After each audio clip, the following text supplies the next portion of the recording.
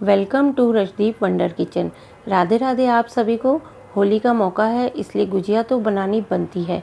तो आज हम आपके लिए लाए हैं गुजिया की रेसिपी। तो इसके लिए हमने 2.5-3 कटोरी हमने मैदा लिया है और देसी घी का मोमन डालकर खूब अच्छे से मसल लिया है। 200 से 250 ग्राम डलेगा घी का मोमन और अच्छे से मसलने के बाद थोड़ा थोड़ा पानी डालकर हमने कड़ा सा गूंद लिया है। चम्मच से डाला है पानी जिससे कि ये पतला ना हो जाए। और इसके बाद हमने सूजी को भून लिया है। देसी घी में 2 कटोरी सूजी डाली है और इसको स्लो टू मीडियम गैस पर भूनना है। इस तरीके से लाइट ब्राउन हो जाएगा तब हम इसको रोक देंगे और इसमें फिर हम डालेंगे मावा ये घर का बना हुआ है। और इसके बाद हमने अच्छे से भूनने के बाद इस मावे को हम सूजी में मिक्स करेंगे। इस बीच में हमने ड्राई फ्रूट भी रोस्ट कर लिए थे।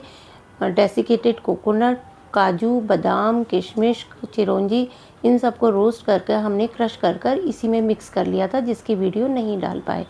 और इन सब का टोटल जितना भी क्वांटिटी बनता है उतनी हम देसी खांड डालेंगे।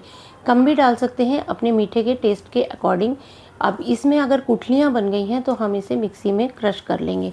मिक्सी में क्रश करने के बाद अब ये हमारा पक्का सा तैयार है। और हमने आटे को ठीक कर लिया है एक बार दोबारा से। छोटी सी लोई ली है और उसको हमने बहुत पतला बेला है, मोटी नहीं बेलेंगे जिससे कि गुजिया की कवरिंग मोटी मोटी होगी तो मैदा ज़्यादा आएगी, इसलिए पतली ही बेलनी है। और इस तरह से हमने आधे पोर्शन में गीली स्लरी बनाकर मैदा की उसको हमने लगा लिया है और इस तरीके से स्टफिंग डालकर इसको सील कर देंगे। एक हाथ से अंगूठे से दबाते जाएंगे और सील करते जाएंगे। सील करते समय जो मैदा है उसको अच्छे से दबाते जाएंगे। और इसके बाद इसकी हम कांगरी बनाएंगे। कांगरी के लिए बहुत कॉर्नर से स्टार्ट करेंगे, कॉर्नर को फोल्ड करेंगे, फिर एक्स्ट्रा मैदा को पतला करेंगे दबाकर, और फिर जो एक्स्ट्रा मैदा दबकर पतली हो गई उसको फिर हम फोल्ड करेंगे और फिर एक्स्ट्रा को फिर दबाएंगे। इस तरीके से हम सारी गुजिया बना लेंगे। जब ये सारी गुजिया हमारी बन जाएंगी तो इसको हम इन बिटवीन कपड़े से ढक कर रखेंगे। सारी गुजिया बन जाएंगी तो स्लो टू मीडियम गैस पर देसी घी में तलेंगे। देसी घी की गुजिया बहुत टेस्टी बनती है, इसलिए देसी घी में ही तलें। मीठा हमेशा देसी घी में ही बनना चाहिए। तो ये सारी गुजिया बहुत स्लो टू मीडियम गैस पर एक एक को अच्छे से फ्राई करेंगे।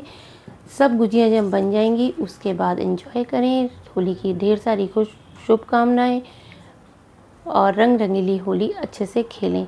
मेरे चैनल को लाइक, शेयर और सब्सक्राइब भी करना ना भूलें। आप सबकी होली बहुत शुभ और मंगलमय हो ऐसी कामना करती हूँ। नेक्स्ट रेसिपी कल को।